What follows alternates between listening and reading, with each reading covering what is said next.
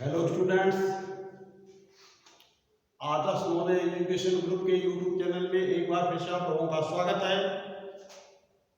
आज हम बायोटेक्नोलॉजी के बारे में अध्ययन करेंगे, यानी जैव प्रौद्योगिकी के बारे में अध्ययन करेंगे। जैव प्रौद्योगिकी है क्या, इसकी परिभाषा क्या है और इसका उपयोग क्या है, उसके बारे में हम अध्ययन करेंगे। तो सबसे पहले परिभाषा देखिए।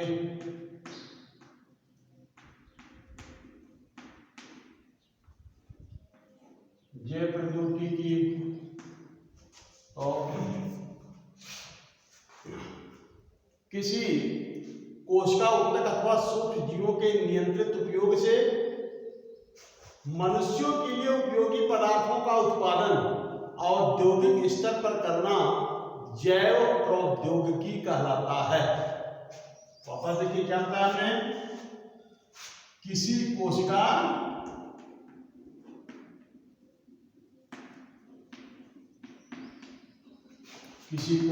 उत्तक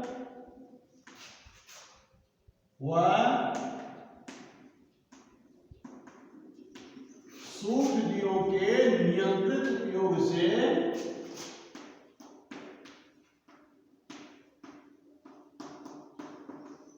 मनुष्यों के लिए उपयोगी पदार्थों का उत्पादन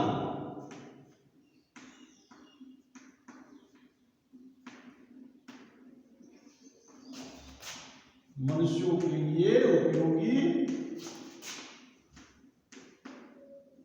पदार्थों का उत्पादन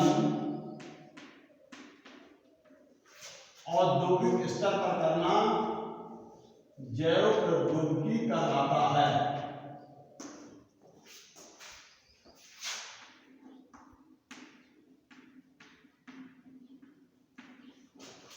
जैव प्रौद्योगिकी कहलाता है।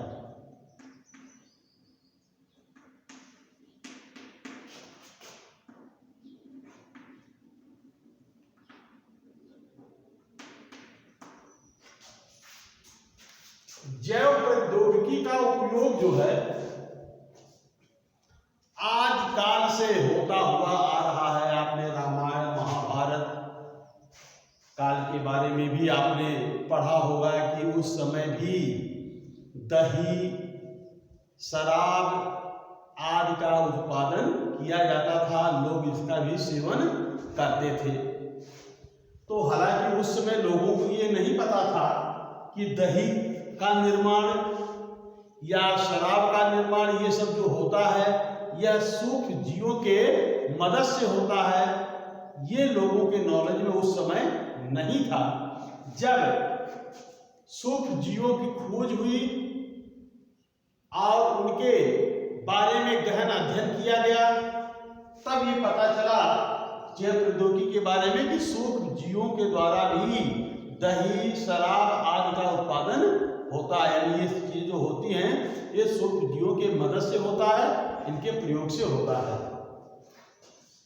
लेकिन वो सब शराब का निर्माण या दही का निर्माण या सिरका का निर्माण ये सब प्राचीन जैव प्रौद्योगिकी है। आधुनिक जैव प्रौद्योगिकी इसमें मनुष्यों के लिए जो उत्पाद प्राप्त होते हैं उनमें ज्यादातर तो चिकित्सा से संबंधित औषधियां प्राप्त की जाती हैं,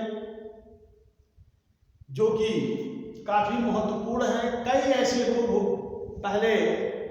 रोग होते थे जिनको लोग जो है किसी दैवीय प्रकोप मानते थे। पहले प्लेग रोग को तामून के नाम से जाना जाता था और इसको लोग ये मानते थे कि प्लेग रोग हो जाता था पूरे गांव के लोग मर जाते थे। एक गांव में 8-10 लाखों को सामूहिक रूप से जलाया जाता था। ऐसी समस्या थी उस समय, क्योंकि प्लेग से संबंधित कोई मेडिसिन वगैरह नहीं था। लोगों का विश्वास था कि ये कोई देवता होते हैं, कोई देवी होती हैं जिनके प्रकोप के कारण ये सारी चीजें होती हैं। लेकिन जब एंटीबायोटिक का निर्माण हो गया स्ट्रेप्टोमाइसिन का खोज हो गया, तब जो है प्लेग पर कंट्रोल पाया जा सका। अभी इस समय अगर आप देखें तो कोरोना जो कि वायरस द्वारा होने वाला महामारी है, ये भी प्लेग की तरह ये भी काफी भयंकर रूप ले रखा है। क्यों? क्योंकि इसको मारने वाला अभी कोई औषधि तैयार नहीं किया गया है। इसको मारने के लिए कोई औषधि अभी उपलब्ध नहीं है, लेकिन जब ये औषधि उपलब्ध हो जाएगी तो ये भी जो है लाइलाज नहीं रह जाएगा। तो ये आधुनिक जैव प्रौद्योगिकी है जिसमें कि खासतौर से चिकित्सा संबंधी पदार्थों का उत्पादन होता है। जैसे अभी मधुमेह रोग के बारे में आप लोगों ने सुना होगा। मधुमेह यानी इंसुलिन हार्मोन की कमी से होने वाला रोग है मधुमेह, जिसको कि डायबिटीज भी कहते हैं। मधुमेह या डायबिटीज भी इसे कहते हैं। ये इंसुलिन हार्मोन की कमी के कारण होता है। इंसुलिन हार्मोन की कमी के कारण होता है। इंसुलिन हार्मोन क्या करता है? ब्लड में जो शुगर होता है, जो ग्लूकोज होता है, उसको ग्लाइकोजन में बदलने में सहायक होता है। तो जब इंसुलिन की कमी जाती है तो ब्लड में ग्लूकोज की मात्रा बढ़ जाती है और यह कंडीशन जो है मधुमेह का रहता है। तो जो मधुमेह रोगी हैं उनको कृत्रिम रूप से बनाए गए इंसुलिन का इंजेक्शन उनको दिया जाता है। अब यह इंजेक्शन जो है जैव प्रौद्योगिकी के द्वारा बनाया गया है। कृत्रिम रूप से बनाए गए इंसुलिन को ह्यूमुलिन कहते हैं। ह्यूमुलिन कहा जाता है। इस ह्यूमुलिन का निर्माण है जैव प्रौद्योगिकी तकनीक के माध्यम से बनाया गया है। जैव प्रौद्योगिकी शब्द का उपयोग जो है सबसे पहले हंगरी के इंजीनियर थे कार्ल इनेकी।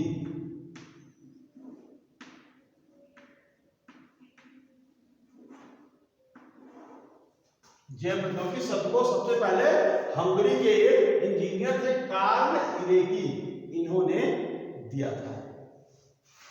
तो आज हम जैव प्रौद्योगिकी की परिभाषा पर हमने आपको बताया। अब हम आपको बताएंगे जैव प्रौद्योगिकी से संबंधित कुछ शब्दावलियों के बारे में जिसको जानना बेहद जरूरी है। अच्छा, और देखिए जैव प्रौद्योगिकी का ही एक स्वरूप है आनुवांशिक अभियांत्रिकी। आनुवांशिक अभियांत्रिकी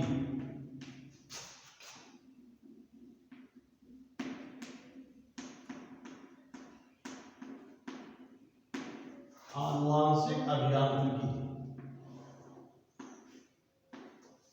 आनुवांशिक अभियांत्रिकी किसे कहते हैं? देखिए,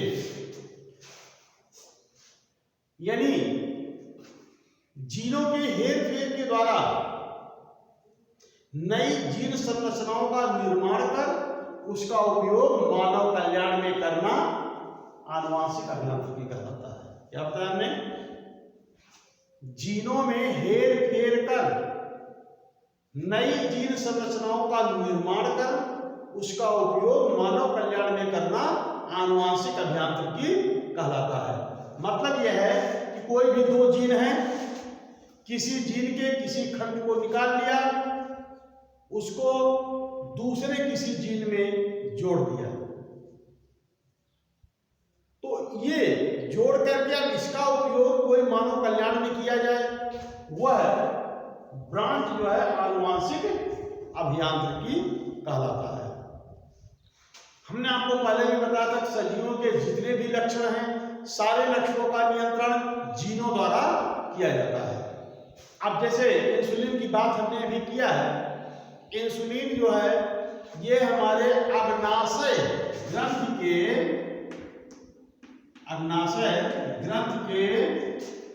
बीटा कोशिका द्वारा स्रावित होता है। इंसुलिन जो है अग्नाशय ग्रंथ के बीटा कोशिका द्वारा स्रावित होता है। अब बीटा कोशिकाओं में इंसुलिन का उत्पादन करने वाला जीन पाया जाता है।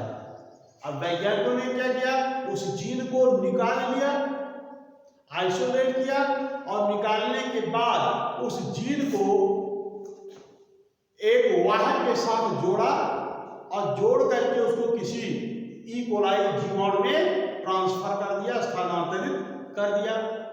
फिर उसके बाद विशेष प्रक्रम के द्वारा उस जीन का उत्पाद यानी इंसुलिन का प्रोडक्शन किया जाने लगा। तो ये जो है आनुवांशिक अभियांत्रिकी के तहत ऐसा होता है, यानी कि दो अलग अलग स्रोतों के बाद जीनों को जोड़ो, उसको यूज करो, मतलब मानव कल्याण के लिए उसका उपयोग करिए। ये प्रक्रम जो है ये आनुवांशिक अभियांत्रिकी कहलाता है।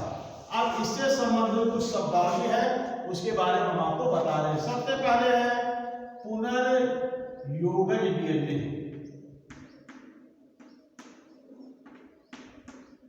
पुनर्योगज डीएनए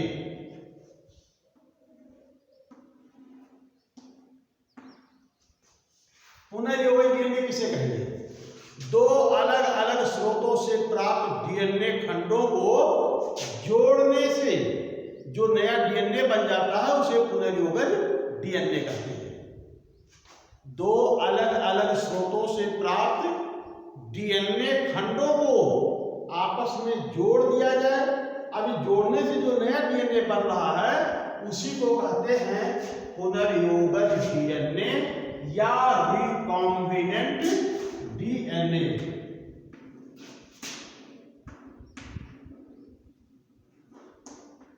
रिकॉम्बिनेंट डीएनए। तो पुनर्योगज डीएनए किसे कहेंगे? दो अलग अलग स्रोतों से प्राप्त डीएनए खंडों को आपस में जोड़ने से जो नया डीएनए बनता है उसे रिकॉम्बिनेंट डीएनए या पुनर्योगज डीएनए कहते हैं। और जिस तकनीक द्वारा इसे बनाया जाता है उसे पुनर्योगज डीएनए प्रौद्योगिकी या पुनर्योगज डीएनए तकनीक कहते हैं। पुनर्योगज डीएनए का प्रयोग सबसे पहले जो है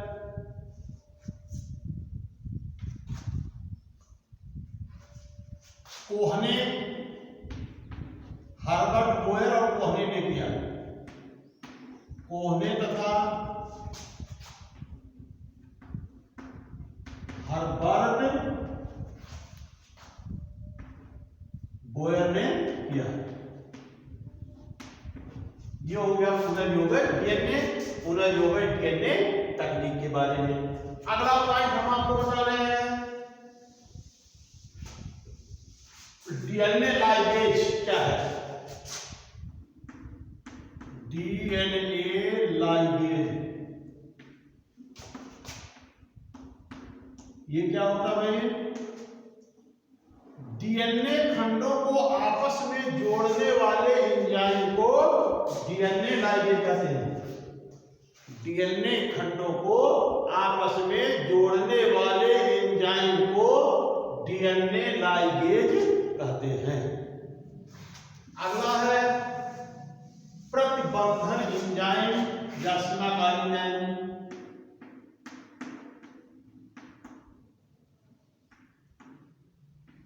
प्रतिबंधन या सीमाकारी या रिस्ट्रिक्शन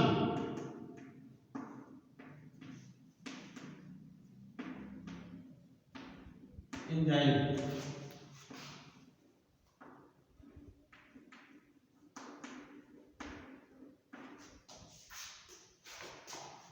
डीएनए को किसी विशेष स्थान से काटने वाले एंजाइम को प्रतिबंधन एंजाइम या सीमाकारी एंजाइम या रिस्ट्रिक्शन एंजाइम कहते हैं। डीएनए को किसी विशेष स्थल से काटने वाले एंजाइम को प्रतिबंधन एंजाइम या सीमाकारी एंजाइम या रिस्ट्रिक्शन एंजाइम कहते हैं। इसे आणविक कैंची या रासायनिक चाकू भी कहा जाता है।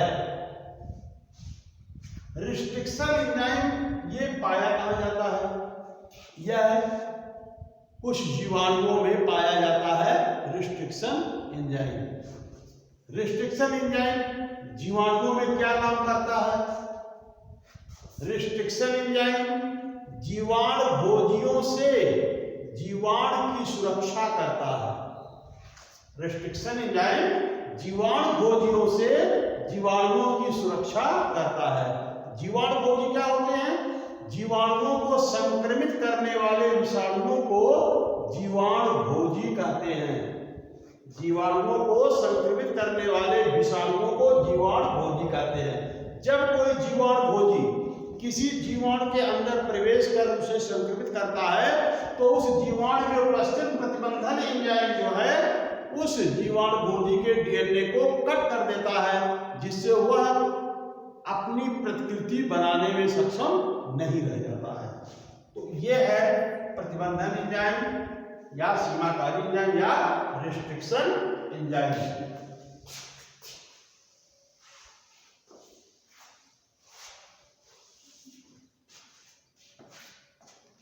तो इसके बाद है कर्पोत्तक। कर्पोत्तक कर्पोत्तक किसे कहते हैं? पौधे का अलग किया हुआ वह भाग जिसका उत्तक संवर्धन में प्रयोग किया जाता है। पौधे से अलग किया हुआ वह भाग जिसका पादप उत्तक संवर्धन में प्रयोग किया जाता है उसे कर्पोत्तक कहते हैं। अगला पॉइंट है कैलस। कैलस किसे कहते हैं भाई? संवर्धन माध्यम में विकसित असंगठित कोशिकाओं के समूह को असंगठित कोशिकाओं के समूह को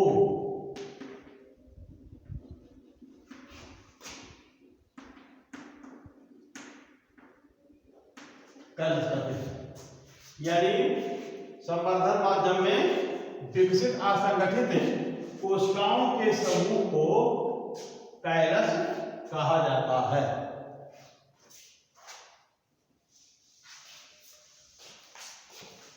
अब हम जो है आपको प्रतिबंधन एंजाइम के नामकरण के बारे में हम आपको अगले वीडियो में हम आपको बताएंगे कि किसी प्रतिबंधन एंजाइम का किस प्रकार से नामकरण किया जाता है। उसके बारे में कल के वीडियो में हम आपको बताएंगे।